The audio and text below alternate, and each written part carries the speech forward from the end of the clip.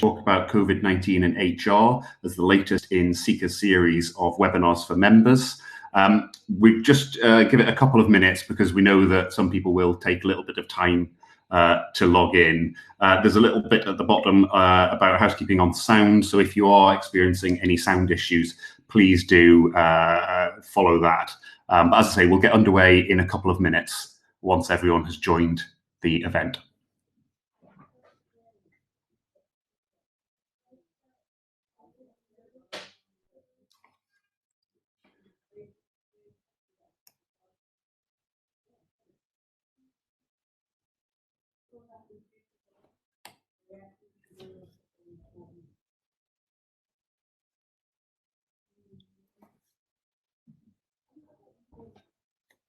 Right, I think we probably have most of the people who are expecting coming in on the webinar now, so we will get underway. Thank you all very much for joining us. I hope these series of webinars are proving useful for members. Today's is very specifically focused on HR issues. The reason we've chosen to do this is when we, through CECA National and through our regions, have been talking with members, HR issues are increasingly rising up the agenda as one of the challenges for companies, particularly in a world where workloads going forward may be uncertain, where we've had fairly significant government interventions around employment and what some of the potential ramifications of that may be for businesses. So today we're going to have a quick whistle stop through the issues, but there is also a question function. So if you do want to add any questions, please do use that function on your webinar screen today. I've got with me today Jerry Lean, who's employment advisor to CECA, and basically he's going to deal with all the difficult bits and I'm going to deal with all the easy bits. So thank you very much for Jerry for his involvement today. So I'll just run you through a little bit of the structure of the meeting for today. So we'll run quickly through some of the advice that's been provided by the UK government and devolved governments. We'll look at the coronavirus job retention scheme. We'll look at statutory sick pay. We'll look at social distancing. We'll bring in some CITB, which is partly a training and development issue, but I know that many of the people on the call today will deal with both within their roles. Then we'll also look at some specific issues around, sadly, where redundancies do have to be made. Just a bit of a reminder and an update on some of the policy issues that you need to be aware of. And specifically, we know that there are some concerns about where individuals have been on furlough. In essence, what happens if someone refuses to return from furlough? So that's a little bit of the context of the discussions today. I'm now going to go into the content of the meeting. So first and foremost, government advice to employers. Now, I think the most important thing that you need to know in this context is there is not one set of guidance of government advice to employers. There is one for each nation of the UK. So the guidance will depend on where you are located around the UK. I know that probably stands to reason, but it has been one of the significant bones of contention, particularly if you are a company that operates across borders. So I think the clear point is to be aware of what the government guidance is for the area that you are based in and the area that you are trading in, and that may be different if you are operating across borders. I hope that for many of you, you will have already had the opportunity to tap into that advice, but we will include in the slides that go out with this presentation a link to the government guidance, particularly in England, Scotland and Wales, the areas that the CECA primarily covers. So I think wherever you are, it is clear that the main guidance is to work from home wherever possible. Obviously, we work in an industry where working from home by and large is not possible, but in order to avoid contagion risk, that is continuous guidance across the whole of the UK. Similarly, it doesn't matter where you are in the UK. Obviously, if you or any employee demonstrates symptoms of coronavirus, the clear guidance is to stay at home and not create any risk of contagion within the wider workforce. Again, it is continuous across the UK that hand washing is one of the most important mechanisms to avoid transmission of coronavirus among those who aren't demonstrating coronavirus symptoms, but may be asymptomatic carriers, along with more general hygiene measures of ensuring that surfaces are cleaned on a regular basis. I think for you all as employers, a really important thing is making sure that you are keeping your staff updated around this. A big part of this is around confidence of the workforce that these issues are being addressed. So the more that you individually as companies can be doing to maintain updates around what the company is doing to address coronavirus risk, the better. And particularly where you have staff that, while they themselves may be in a low risk category, they have concerns about their own dependents, whether that is children, whether that is that they live close to parents or other people in at-risk categories. Government advice, one final point on government advice is in relation to PPE. And a little bit of context here. I, in my role as the Chief Executive for CECA at a national level, has a daily call with the Department for Business, with colleagues from Treasury, and other federations from across the industry. I think PPE is one of the big bones of contention because the government hasn't, I think it's fair to say, provided very clear advice, and there isn't clear advice across the whole of the industry. I think what we will do as CECA is try and provide as strong guidance on this as possible, and hopefully we've been doing this. But if you do have any concerns around when it is and when it is not appropriate to use PPE as a last line of defence, because it should be recognised it is a last line of defence, where all other opportunities to mitigate coronavirus risk are not possible, please do come to us either through our national office or through individual regions, because we do have quite a lot of detailed advice on it, but each circumstance is different.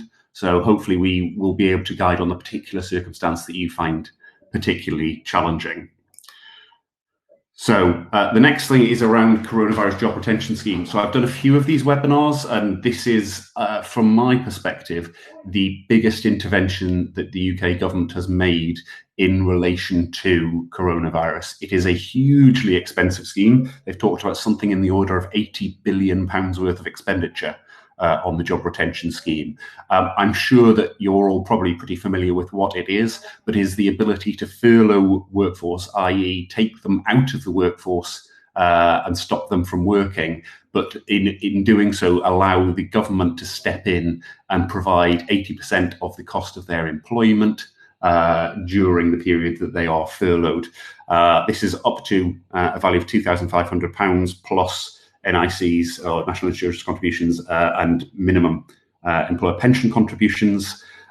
So hugely helpful. We know that CECA members have taken up the coronavirus job retention scheme in significant numbers. 20–30% of the workforce, we believe, currently furloughed under the scheme. We are expecting changes. It was originally due to come to a conclusion fairly shortly. The government has now extended it to October, given that there are many parts of the economy, including parts of our membership, that are not able to get back to work as promptly as we might have hoped. However, we do think that that will come with a reduction in support, the level of support down from 80%, and some increased requirement on employers to backfill any support. We are expecting a further announcement later this week on some of the specifics around that. So as soon as we have details on that, we will come to you.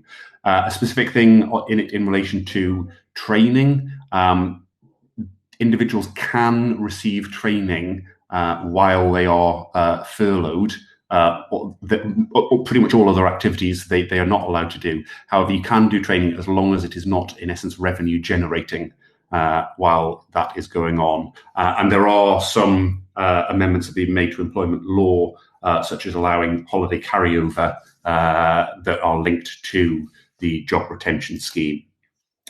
So the next bit is around statutory sick pay. Clearly, one of the early issues that we faced with coronaviruses, it potentially was going to take quite a lot of the workforce out of activity, and the arrangements for statutory sick pay probably didn't cover the requirement there would be from employers. So the rebate scheme will repay the rate of statutory sick pay for firms with fewer than 250 employees. Clearly, that is not all of CECA members, but it does provide some additional support to businesses. We'll cover 2 weeks, crucially, from the first day of sickness. That is obviously assuming that the employee is unable to work for that 2 weeks, but one would assume that the requirement to self-isolate would mean that they would not be able to. Crucially, no fit note would be required in order to make a claim under the scheme. Going to quickly touch on social distancing. So a couple of points here. I think that the key one here is really around the site operating procedures. So these are now in their 4th version, and they were created very early on in the crisis in mid-March as a recognition that we could not work on sites in a normal fashion because doing so would bring people into close contact with each other, and therefore we needed to look at managing contagion risk on site. So very early on, that document was created. It has been updated. Primarily, those updates have been to bring it into alignment with updated government advice. And so, as I say, last week we had version 4. I imagine if the government guidance does change, we will get further updates to that. But I should say this is one of those areas where, as an industry, there has been huge collaboration to ensure that there is a consistent set of guidelines for the whole industry around what they need to do to manage safety on site. Those site operating procedures have not only been amended and adopted by other industries in the UK, including manufacturing, we've also seen them picked up by other countries around the world as an example of good practice as to how to manage coronavirus issues on site. Also, very briefly, we did, as CECA, publish some guidance on if you have to close down your sites because you cannot operate within the site operating procedures. Hopefully that is less relevant now. That was more relevant in the sort of the dark days of March, when pretty much the whole of the industry was considering how it could continue to function, and therefore during that period a lot of sites were temporarily suspended. A quick update on training issues. As I say, not strictly speaking an HR issue, but we have seen the CITB step into the space to provide support for businesses with skills issues. So they continue to offer a skills and training fund of up to £10,000. And we would strongly encourage any small and micro business within CECA member to take up that offer. It is £10,000 that is there to help you with your training skills needs at a time when I'm guessing cash flow isn't as strong as it would typically be. So we strongly encouraged. Similarly, with the medium-sized business, there's up to £25,000 that you can claim in order to support training activities within your business. There's also a leadership and management development fund, which is for larger businesses. Now, that is a bit more constrained. It can only be used for leadership and management development. But if you do have staff that are not able to function, it may be, at the moment, because of coronavirus, it may be an opportune time to get them to be doing some training development activities in relation to leadership and management. Clearly, we've seen CITB suspend levy contributions during the crisis. That's very helpful in terms of a cash flow issue. Similarly, if you have grant claims to make, they will prioritise them in order to get cash to you quickly as a business. So I'm now going to hand across to Jerry. So Jerry, if you want to come off mute, and I'll go on to mute, and if you can talk us through some of the issues around managing redundancies. Alistair, thank you very much. I think I've unmuted myself. Can you hear me? I'm going to assume that you can hear me. Yes, we can. Yes, I'm not getting any feedback, but I'll go ahead. Right, I noticed top right of the corner, it still says Alistair, but it's me, it's Jerry Lean, and I'm employment advisor to CECA members. Uh, I've actually been providing employment advice to CECA members for more than 20 years. Firstly, in my capacity with the Construction Confederation, and more recently on a self-employed consultancy basis. I looked at a list of participants and did recognize a number of names, but there's also a number of names I don't recognize. So I'm introducing myself. Now, unfortunately, one of the fallouts from this current situation is going to be a large number of redundancies, one way or another. I'm talking to employers who are telling me that they're now having operatives and workers return to site to complete existing projects, but there's nothing in the pipeline. So I think that a number of employers are going to be facing, one way or another, a redundancy situation. Redundancy is one of the 5 potentially fair reasons for dismissing someone. And redundancy occurs either because the employer has ceased business, they've gone out of business, or intends to cease business, or at a particular location, that is, the employer is moving. Some employees have mobility clauses in their contracts, which allows the employer to move them from place to place. Typically, site operatives and site supervision have mobility clauses because sites come and go and people move. Equally typically, office-based clerical administrative staff tend not to have such clauses in their contracts. Also, the requirements of the employer to carry out work of a particular kind has ceased or diminished or is expected to diminish. That is, we've got less work, we need less people. Now, my experience, I have quite a lot of experience in the past of dealing with employment tribunals and defending employers. There are 2 areas in redundancy that are Achilles' heels. One is the selection of the individual to become redundant. Why me? Secondly is consultation. That is vitally important, and I'll come back to that. It's also just on this slide worth noting that sometimes people accept an alternative job to redundancy. It might be a completely different job. Statutorily, any job they accept as an alternative is subject to a 4-week trial. That trial can be extended depending on the nature of the new position. Let me go, if I can, to my next slide. I mentioned selection. If you have a group of people, technically it's termed the pool. You have a pool of people and you need to reduce that pool. Selection has to be made. Why me? Now, historically, the unions preferred the last in, first out approach, known as LIFO. But with the introduction of age discrimination regulations, this has become something of a no-no. Someone of age 25 could possibly have 10-year employment and therefore was more likely to be selected for redundancy under that basis. So there needs to be a selection criteria established. CECA have updated and published via all the regional directors the redundancy procedure guidance note. Now, this is a very detailed guidance note, includes things like example letters and a redundancy ready reckoner calculator. So those updated notes, guidance notes are available. The selection criteria, and this guidance note has an example, which is really targeted at blue-collar site workers. It's up to the employer to decide on what the criteria is. The important thing is that the criteria must be objective and, as far as possible, measurable.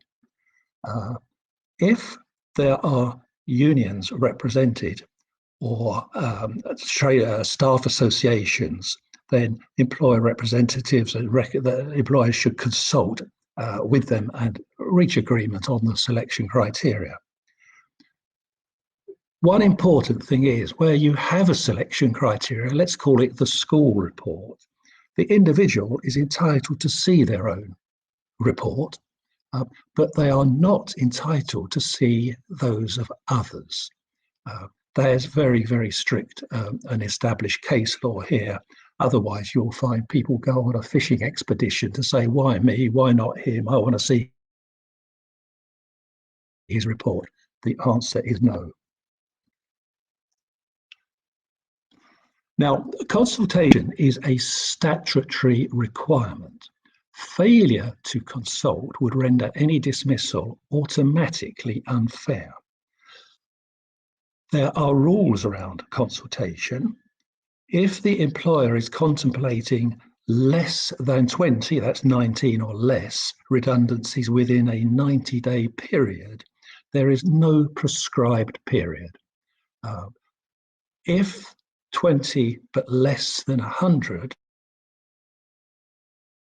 within 90 days, then there's a statutory period of 30 days consultation before any redundancies can be declared. That's before notice is given and people either work their notice or receive pay in lieu of notice.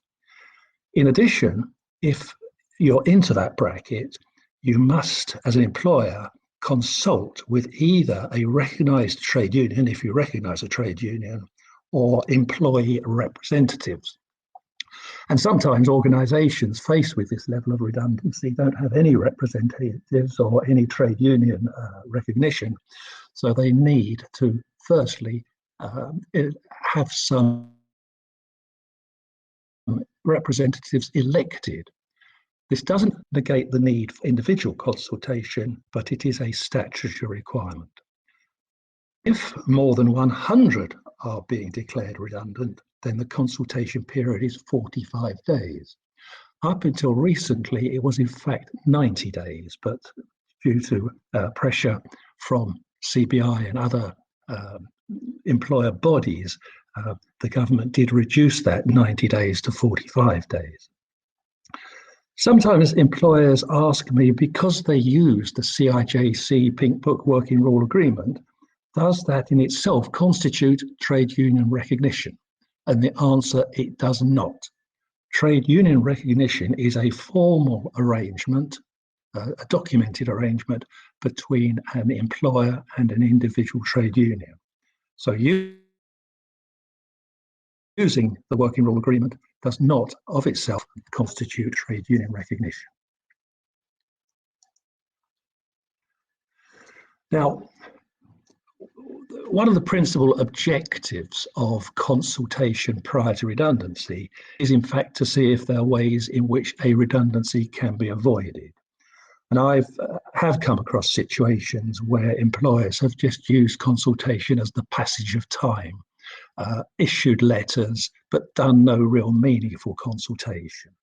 It has to be meaningful.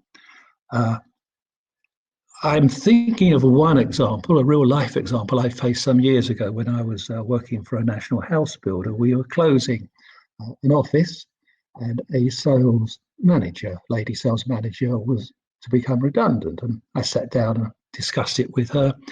And I discussed all the vacancies that we had within the organisation. Now, this lady lived in Chippenham, Wiltshire. And I said, this is not going to be of interest, but we do have a vacancy for a sales supervisor in our London Chiswick office. And she said, fantastic. My sister lives in Chiswick. I'll go there. You never know what's going to come out of the woodwork. It could be work of a lower grade. I'm thinking now with employment tribunal I defended where the company made a contracts manager or supervisor redundant. They had a vacancy for a forklift truck driver on the site. At tribunal, he said, I would have taken that job if it was offered to me. The director concerned said he's a liar. He would never have taken it. That's why I didn't offer it to him. The important thing is explore every avenue.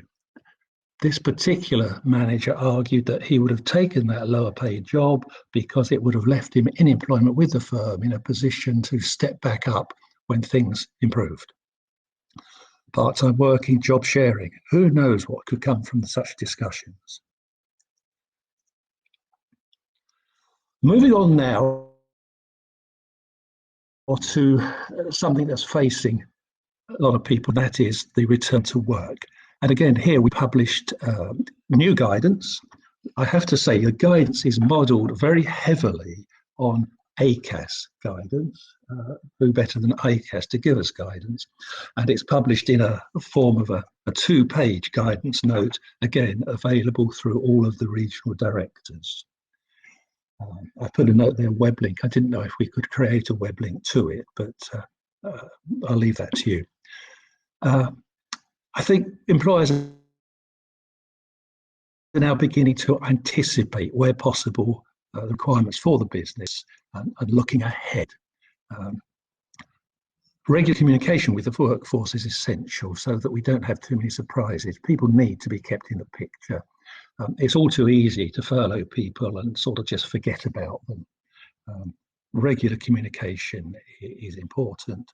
And of course, each individual will have different ideas, different concerns, and different pressures. So individual consultation is essential. I know there are some who are just itching to get back to work. Others have a different problem with childcare or other issues.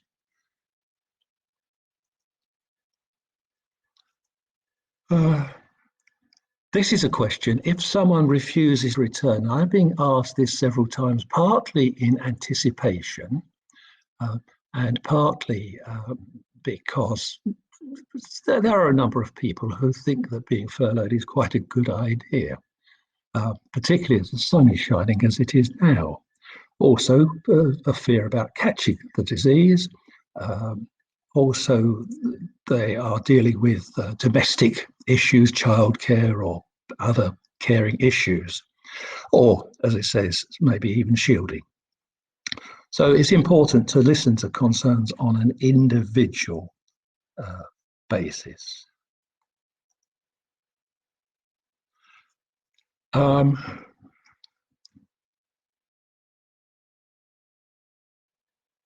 What can you do to help them come back? Well, public transport is something personally I'm not keen on doing. I have to tell you, I'm of an age where I have a bus pass and I live in a part of the world where we have a good bus service.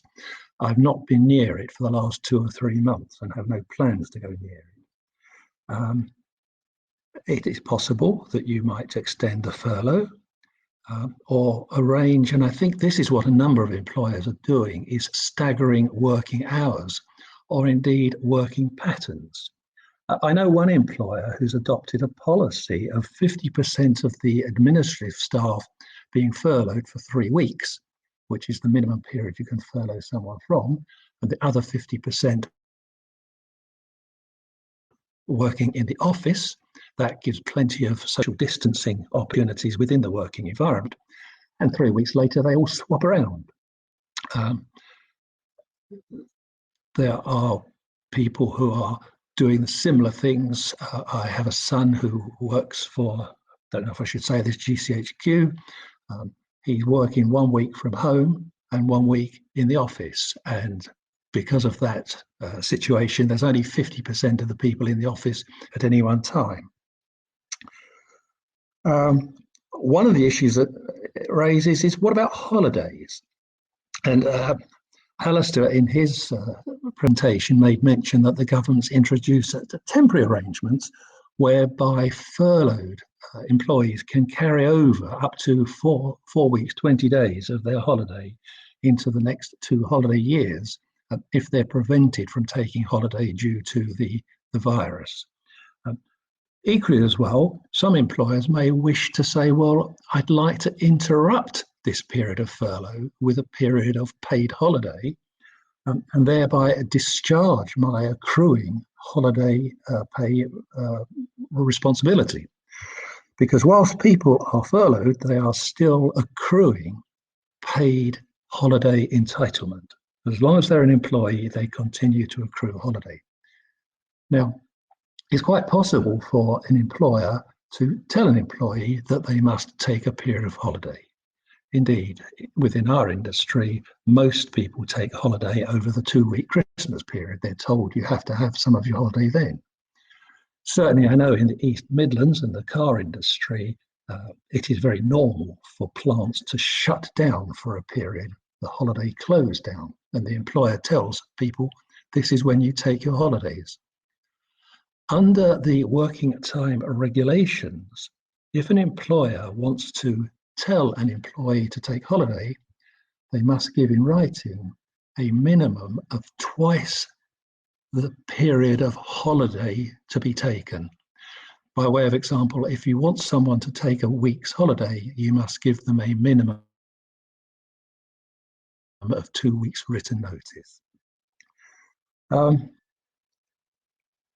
If someone doesn't wish to return to work, they may be able to arrange to take holiday, time off, yes, unpaid leave, leave of absence, sabbatical. Certainly the employer doesn't have to do this, but it is just something to consider. And by consider, I mean be able to make a note to say, I have considered this and it's not on. It's not that I just didn't consider it. Last resort. Someone refuses to attend without valid reason. It could result in disciplinary action. Now, before you take any disciplinary action, you must make sure the employer is in a whiter than white situation. They've done absolutely everything to ensure that it's safe as possible to return. A detailed risk assessment has been carried out, and you conclude, yes, it is reasonable for me to require this employee to return to work. If the employee continues to refuse, they are in fact in breach of contract. The employer could advise the employee and warn them that continued refusal will be considered a repudiatory breach of contract. The employee is refusing to comply with their contract. As such, the employer would be entitled to terminate the contract without notice or pay in lieu of notice. Obviously, this is a very last resort, but if someone unreasonably insists they're just not going to come back to work for reasons that are not valid, that is the sort of the card that the employer has up their sleeve, hopefully never to be used. Any questions? This is just Alison coming back in. I think there were some sound issues there, but I think you could hear everything. There was just occasionally some delays on the sound. So thank you very much to Jerry. So we now have the opportunity for questions. And I think particularly with this session, it's a really rich opportunity to get some expert feedback on particular challenges you may be facing. So please do use the chat function to add in any questions that you've got. If it's something that is very sensitive, and you would like an individual view not within the context of this webinar, please do drop us a line. We will respond to that very quickly in the way that we have always historically managed employment issues from members. So I don't know whether there are any questions. If you have, please do fire them into the box. Gemma, do we have any questions that have come through? Well, I can't, Alistair, I can't see any questions, but I think if I could add to that, I'm looking at the redundancy briefing note, and it says if you have any questions, please contact me, and it gives a mobile telephone number and an email address. I am always happy, and I do regularly receive queries from members, which I respond to either in email, and very often I like to follow it up with a phone conversation so that you can get under the skin. How about I'm looking at a question. Do I answer this question? Yes, please. How about managing staff who are resentful of furlong staff coming back when they've worked right through? Yes, I've had a couple of questions here. One CECA member who had a certain amount of work which was going on through the furloughed period. and the staff and operatives working on that project were resentful of not being furloughed because they were having to work full time for their wages, whereas others were getting 80% for sitting on their bottoms. I don't know what the answer is. That's not a terribly helpful answer, but furlough staff, actually staff are resentful of furlough pay when they work right through. I think there is a piece here about these being unusual times, and that the employer does understand why they may be resentful. However, in a world where I think a lot of CECA members are just managing to keep their businesses afloat, maybe there are things that wouldn't normally be the ways of doing business that people have to adapt to, and part of the people that will have to make an adaptation is those workers. If there are certain future accommodations that can be made for them to sort of give them some sort of support down the line, that may assuage some of the resentfulness that they feel. But obviously, that will be quite difficult at a time when businesses are facing challenges. I think obviously with all these things, it's about maintaining a dialogue. I think that's why we've impressed upon the issues of communication with the workforce as much as possible. But yes, clearly there are going to be some challenges around if some people perceive that they're carrying all of the weight while others are sitting at home watching Netflix. Yeah, I mean, I can't really add much to that. It's really the dialogue and maintaining that dialogue. People will be resentful. People will not want to come back from furlough. They'll quite enjoy it. I think when I look at 80% and I pay less national insurance and less tax, it's not actually an 80% reduction in net take-home pay. So next questions come in on employees returning to work. We have one employee who's shielding. Can he still be furloughed, or do we have to pay him statutory sick pay? Now, we have had previously.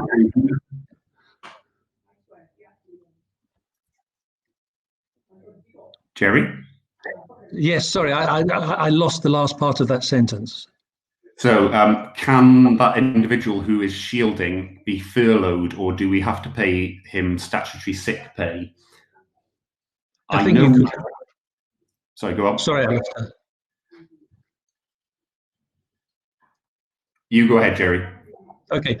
I think both are options. My own view would be to continue to furlough them, providing you have other staff who are furloughed.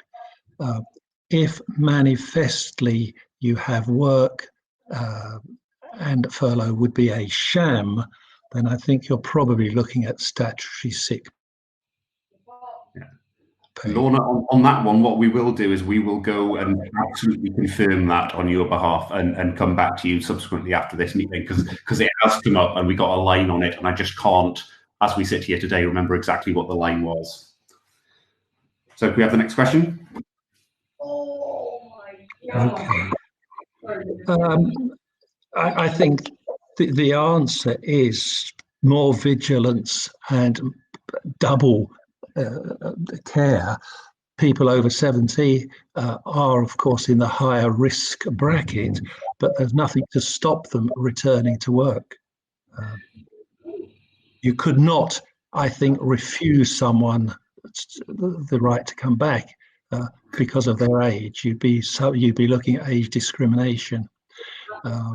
But it is absolutely important, as with all situations, that you're satisfied that they are coming back to an entirely safe environment. And so yeah, I think the risk assessment would come into that as well, as is what are the relevant risks about the specifics of their role. If they are operating entirely isolated from everyone else, perhaps it is reasonable. If they are in close quarters with other people, there might be an element of your risk assessment. But Jerry's absolutely right. You mentioned the discrimination risk. Yeah. The question says wish to return, so I assume the employee wants to come back. Yeah. So next question, if organisations have to make workers redundant because of the shortfall of visible Absolutely, that's workload. How quickly can they re-employ them if circumstances change? What are the constraints?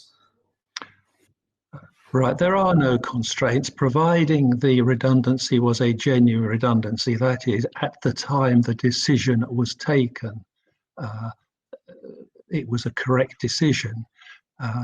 Then you can re-employ them the next week. If and there's case law here again, where people have been made redundant and then quite out